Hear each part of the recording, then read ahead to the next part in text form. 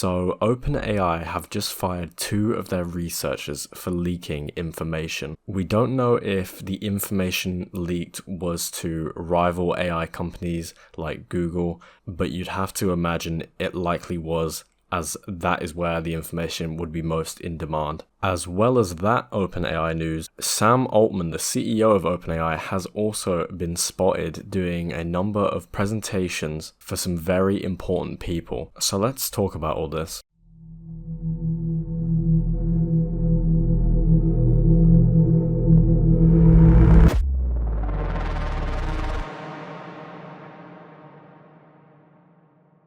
Alright, this article here, it says, AI research organization OpenAI fired 2 of its researchers for allegedly leaking information. It states that it's not clear what information was leaked, but there have been internal strikes within the OpenAI team. Sam Altman, the company's CEO, was forced out of his chief position as well as the board of directors last November in what seemed like a coup. Now that's a big claim, because what they're saying here is that these 2 people, or at least one of them that was leaking this information likely to a rival company, also tried to take over the OpenAI company and throw Sam Altman and his team out of the top position. Now, we remember this when Sam Altman was kicked out of OpenAI.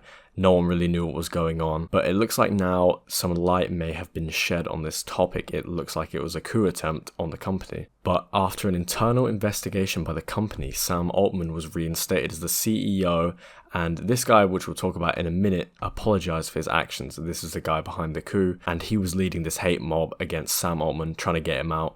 I guess he wants to get on top. So this other guy that leaked information was reportedly considered a rising star in the company's safety team, which is pretty ironic, I think. He graduated from Columbia University at the age of 19. Very impressive. Most of the people that go to university start at 18, so he's graduated by 19. Very impressive stuff. There were 2 guys behind this, the first of which being Leopold Aschenbrenner. Aschenbrenner was at the top of what OpenAI calls its super alignment team. The super alignment team's job was to make sure that AI, when it gets to a point of superintelligence or ASI, heads in the right direction, because as we've said before, if something is that much smarter than us and it wants us gone, it can easily get rid of us. So obviously a very, very important team there at OpenAI.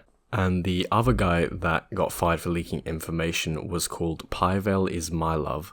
Unfortunately, he is not my love, and he's definitely not OpenAI's love either anymore. There's more of a lack of information on his background in the company, but he was on the safety team as well.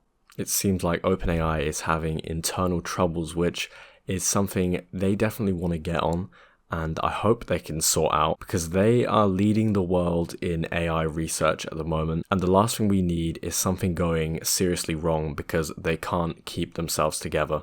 Also in the news regarding OpenAI chief executive Sam Altman, we all know him, has been seen hosting hundreds of Fortune 500 company executives in San Francisco, New York, and London this month. Fortune 500 being the biggest companies in the United States. So Sam Altman is hosting these events, and he's trying to sell the concept of AI to these massive company executives. So at these events, Sam Altman gave product demonstrations including ChatGPT Enterprise and showing how ChatGPT can be used from the API to achieve desired results. Now this is a pretty big deal, Fortune 500, and Sam Altman has done hundreds of these in the past month. This is a big deal, right? Sam Altman has seen hundreds of company executives in just a month to discuss AI and the tools that they're developing and already have, and how they can benefit all of these companies. This is a big league here, Fortune 500, not a small deal. Now this is talking about the enterprise version,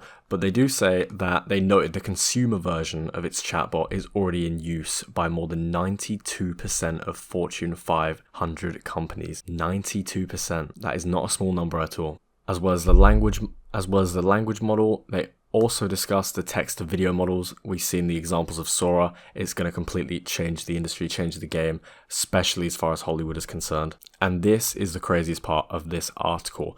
These news outlets heard reportedly last week more than 600,000 people signed up to use ChatGPT Enterprise and Team, which is up from 150,000 in January. Think about that increase, 600,000 just in the past week, compared to 150,000 in the whole month of January. These companies see the progress that OpenAI is making. They know it has massive potential to change business. And that's not even to mention Hollywood, key word here, and that is obviously to discuss the Sora video generation tool. We all know that is going to be a game changer for Hollywood. 2 major Hollywood studios have said that they are seeking early access to begin exploring the applications through Sora. Now, this is just proof of the enormous potential that OpenAI offer with their tools, their language models, and Sora. The most successful companies and corporations in the entire United States are seeing these tools, and the most successful, intelligent people are saying,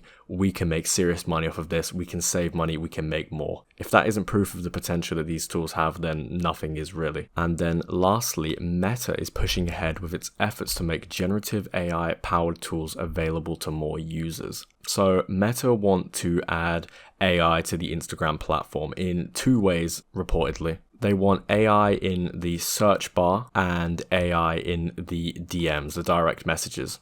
So the direct messages AI will be a language model where you can ask questions or use one of the preloaded prompts, is what they say. We saw this with Snapchat. They implemented their own AI, albeit it was not very good. They have an example here where they show texting the AI, suggest me some of the best reels of the sunset, and it's linking him videos of sunsets that users have posted across the platform. So they haven't been 100% clear on the search bar query feature that AI will be implemented to, but from context and common sense, you can basically assume that it's going to help the search in general help find better results, because Instagram is known for having awful search. Now, obviously, as they say, experiment. This is only an experimental phase and a development phase, and at the moment they're just trying to test it out and see if this is something that maybe they could do, and I think they likely will do. As we know, AI has a lot of potential to help give better results in searches. But that is all for today. If you're still listening now, I really appreciate you. Drop a like if you can, it really helps me out, and thanks for watching.